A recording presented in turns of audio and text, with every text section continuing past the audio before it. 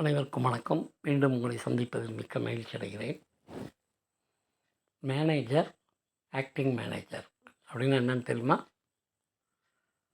உதாரணமாக ஒரு பேங்க் எடுத்துக்கிறோம். ஒரு பேங்க்கில் மேனேஜர்னு ஒருத்தர் இருப்பார். அவர் திடீர்னு ஒரு 2 months லீவில் போகிறாரு. அப்போ அவருக்கு தவிர அந்த பேங்க்கில் ஒரு மேனேஜர் இருக்கணும்ல. அதுக்காக என்ன பண்ணுவாங்கன்னா, அந்த மேனேஜர் அவருக்கு அடுத்த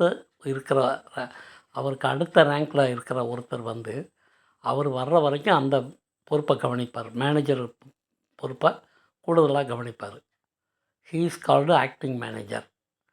அவர் அந்த பேங்க்கில் இருந்தும் இருக்கலாம், இல்லை வெளியிலேருந்து கூட யாரையாவது டெப்யூட் பண்ணலாம். அவர் ஆக்சுவலாக மேனேஜர் கிடையாது. ஆக்டிங்னா என்ன? நடிக்கிறது. இப்போ இருக்கிற மேனேஜர் 3 மாதம் லீவில் போயிட்டார். அவர் வர்ற வரைக்கும் இவர் மேனேஜர் மாதிரி ஆக்ட் பண்ணுவார். Acting manager. இதுதான் மேனேஜருக்கும் ஆக்டிங் மேனேஜருக்கும் உள்ள டிஃப்ரென்ஸ். பேங்கிங் சிஸ்டத்தில் இந்த வேர்டை வந்து அடிக்கடி யூஸ் பண்ணுவாங்க. ஓகே, பிடிச்சிருந்தால் லைக் பண்ணுங்கள், கமெண்ட் பண்ணுங்கள், சப்ஸ்கிரைப் பண்ணுங்கள். நாளைக்கு சந்திக்கிறேன். நன்றி, வணக்கம்.